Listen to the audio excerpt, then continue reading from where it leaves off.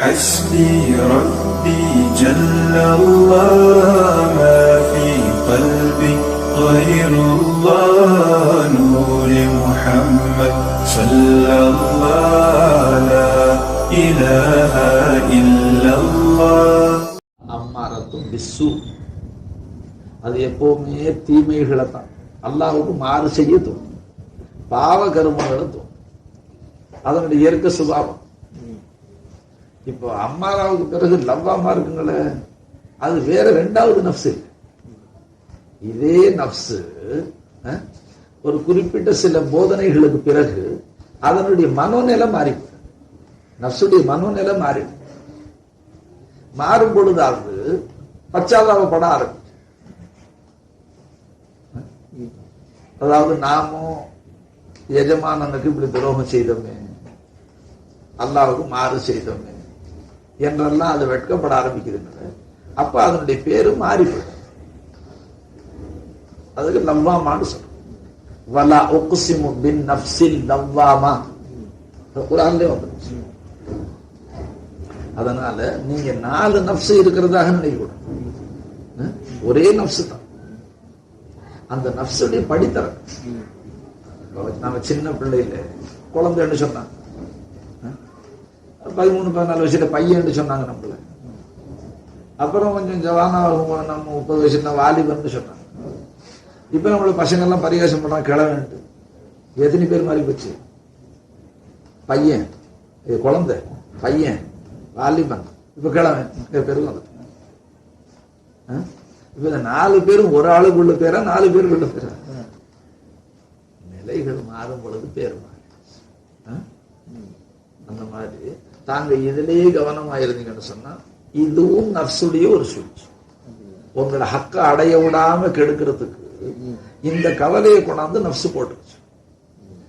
அல்லாஹ் நம்ம நஃப்ஸு முத்துமைன்னா வாகனமே, முத்துமைன்னா வாகில நம்ம அல்லாஹ் கிட்ட போகணும். முத்துமைன்னாண்டா இத்மினானுடைய நஃப்ஸ், சாந்தி அடைந்த நஃப்ஸ், ஆத்ம சாந்தி அடைந்த நஃப்ஸ் தான். அப்போ அந்த லவ்வாமாவுக்கு பிறகு அப்ப அந்த பழிக்கிற குணம் வந்து முந்தி தோன்றுனதும் அந்த நஃப்ஸ் தான்.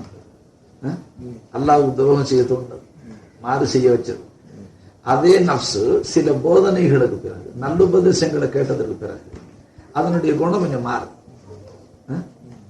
அல்லாஹு தாலாவுடைய அறிவு ஞானம் வர வர நாம கருணை கடலான அல்லாஹ்வுக்கு இப்படி எல்லாம் இன்னின்ன முறைகள்ல நாம துரோகம் செஞ்சிட்டோமே, அவன் நம்மளை இல்லாமையிலிருந்து படைத்து இரணம் அளித்து வளர்த்து காத்து ரட்சித்து போஷித்து இப்படியெல்லாம் நம்மளை அல்லாஹ் அவனுக்கு நாம துரோகம் செஞ்சோம், அவன் தடுத்த காரியங்களை செஞ்சோமே என்று ஒரு வெட்கம் அது.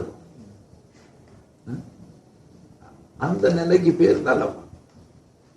இப்ப அந்த பழிக்கிற நிலை தரிப்பட்டுருச்சுன்னு சொன்ன இப்ப என்ன செய்யும்? அது நன்மைகளை தூண்டாது. ஏற்கனவே தீமைகளை தூண்டின அந்த நஃப்ஸ் இப்ப நன்மைகளை தோணும்.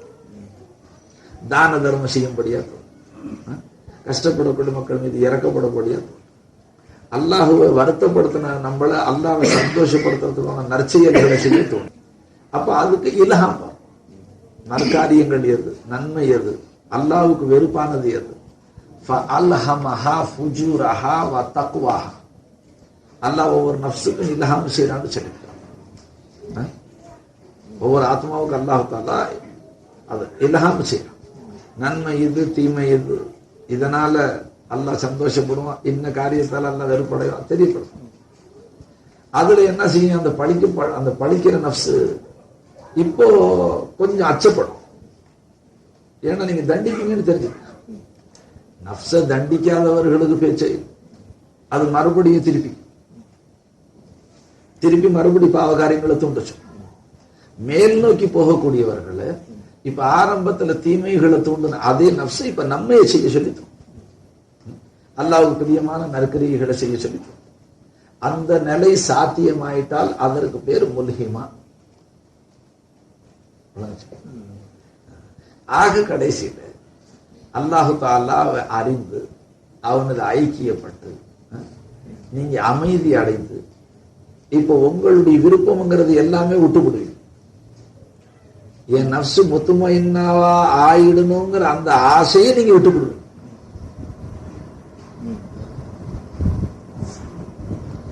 இப்ப அந்த ஆசை ஒண்ணு உள்ள தொத்திக்கிட்டு அது அல்லாஹ்வை அடைய முடியாம கெடுத்துக்கிட்டு அந்த ஆசையும் விட்டு கொடுங்க.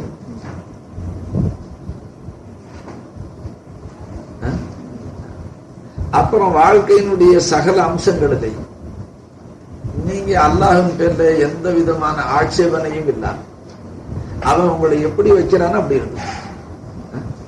எந்த நிலையில அல்லாஹ் வைக்கிறானோ அதை நீங்க சந்தோஷமா ஏற்றுக்கொள், அதை பொருந்திக்கொள்.